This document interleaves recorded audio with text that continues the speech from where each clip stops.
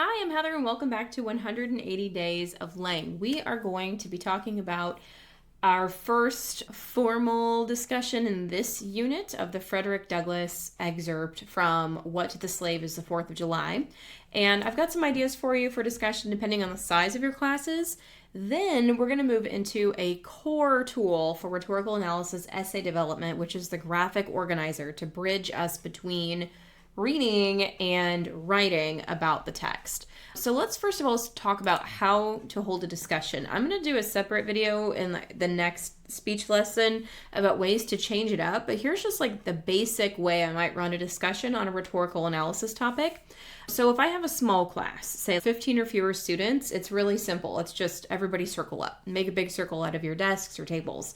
If I have a medium-sized class, I've had a lot of luck with inner circle, outer circle discussions. These look like concentric circles where the people in the middle are talking while the people in the outside are watching or taking notes. Sometimes I even go a step further and I have them paired with someone in the inner circle and they're giving them feedback on how they're doing.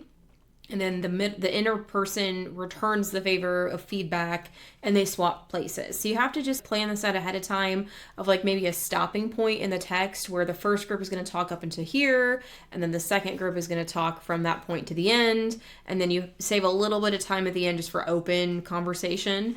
And that's worked out pretty well for me too. But if you have really big classes, say more than 26 students, you might just need to host small groups of 5 or 6 kids and then you just travel from group to group. But no matter what, I'm probably starting a rhetorical analysis discussion by having students take 5 minutes to just list the elements of the rhetorical situation on notebook paper or the back of the text, or just locate their notes on that they already took. So we're talking speaker, purpose, audience, context, and exigence.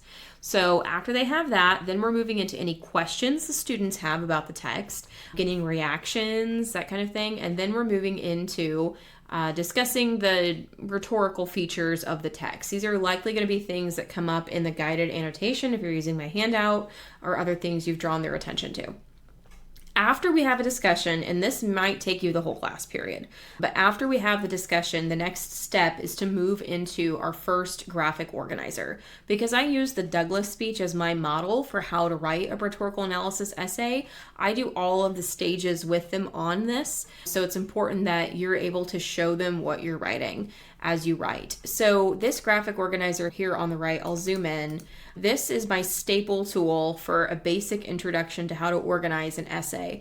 And no, students are not writing the author achieves their purpose through ethos, pathos, and logos. It's not that basic. But I think this is a good way for them to organize devices and choices in the text around the impact it has on the audience. So for example, in Douglass, he's using contrasting imagery. He's using this really like dark, depressing imagery of slavery and contrasting it with this very light, ambitious, like celebratory imagery of freedom, and both of those things appeal to the audience's emotions. So I want them to put that evidence, name it imagery, name it contrasting imagery, but put evidence of it in that middle section.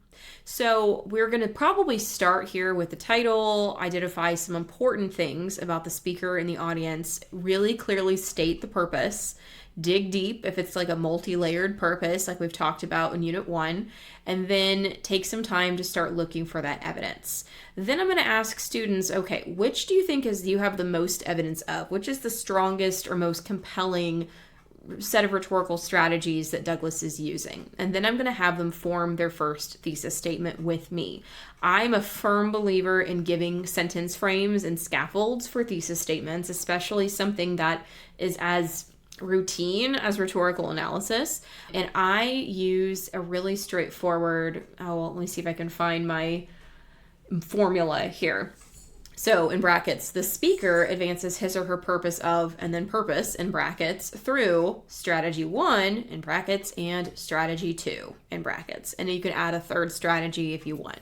But those strategies represent rhetorical choices, not appeals. And the appeals come up in the commentary. But that sentence frame is really helpful in just getting students to figure out, how do I phrase this for an essay? Because for my students, this is often the first type of rhetorical analysis writing they've ever done, and I need them to have a scaffold to build their own thoughts on. So we'll work on this and talk it out together. Then they'll have this as a model of how to do rhetorical analysis. In the next couple of lessons, they're going to do this on their own with 2 new texts. So this graphic organizer is a great tool for getting students started. In fact, I sell this one separately. I'm going to link this. It's like $1.50. This is a great just thing to have. If you're not using anything else from my units, this is a good one. And there's a little model of how to do this with a different speech for an alternate text if you need another model for students, with the organizer for the thesis statement on there. All right, I will see you in the next one, where we are going to talk about Carrie Chapman Catt and the women's suffrage movement.